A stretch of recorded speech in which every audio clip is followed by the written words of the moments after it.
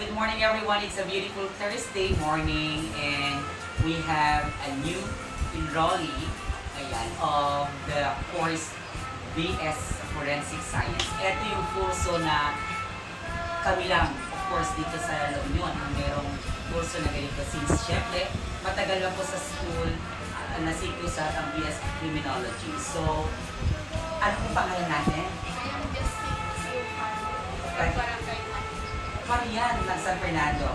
So magkapitbahay lang tayo kasi I'm from Malilitig. So kapitan mo si Philip Canieda. Ayan. At saka syempre, doon lang kami sa kabila. Diba? So bila kang malaki sa kami. I was a former barangay kagawad at Malilitig. So nice to see you here. Bakit sa dami-dami ng kurso na ino-offer sa iba't ibang colleges, bakit BS Forensic Science? nakaka-expert po kasi. Maganda kasi pwede siyang maging preparatory sa medical courses in the future. At the same time, ito yung in-demand. Sa mga hindi po nakakaalam, ang BS Forensic Science ay dito lang po yan sa SIGUS at colleges mo makahanap na kurso. Ito yung kurso na in-demand kasi dito po pwede kang mag-work sa mga laboratory, sa mga libaw sa mga medical part ng PNP tulad sa RECOM, sa PURCOM. Baka natatakot ka mag-autopsy. Baka natatakot ka pumunta sa scene of the crime. Mga usually ganun, nag-dissect din sila and everything. So they manifest investigations and same time, sila yung gumagawa ng mga reports sa mga krimen. So, minsan na pinapag-aralan nyo ano ba ang rason bakit namatay ito. So, kailangan nyo pag-aralan na. So, most likely, yung mga first batch ng graduate namin, agad silang yung second batch ng graduate namin, ito lang graduate na yung taon na to, na-employ din sila agad. At parang ano pa lang kung if ever mag first year ka, kayo yung pang-anim na batch ng mag-graduate. So, fresh pa lang yung forensic science and most likely na nag-enroll ng forensic science sa SIGUS ay graduate ng La Union National High School. Saan ka nga? La Union National High School.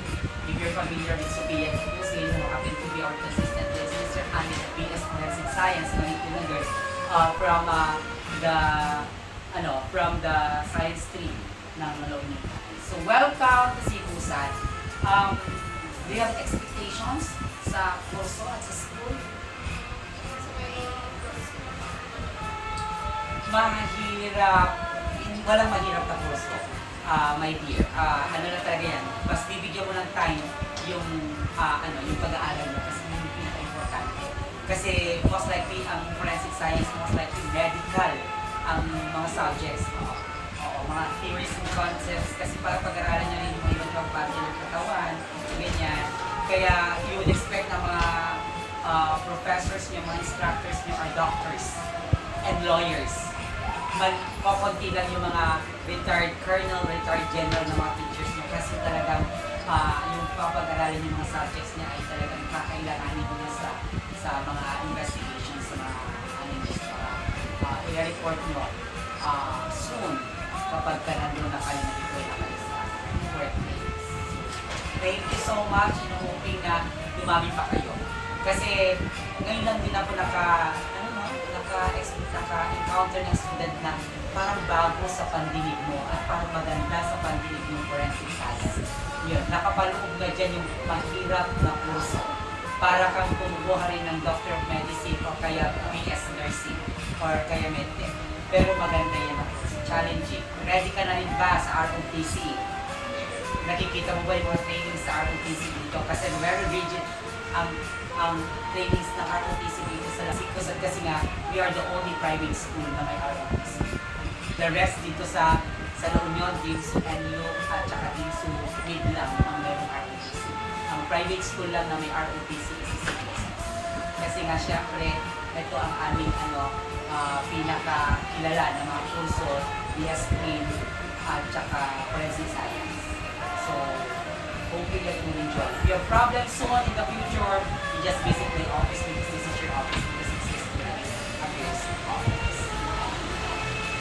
So, hoping that you will earn magataas na grade. Any advice sa mga hindi ko naka-enroll? much. Ayan, may kapit ba?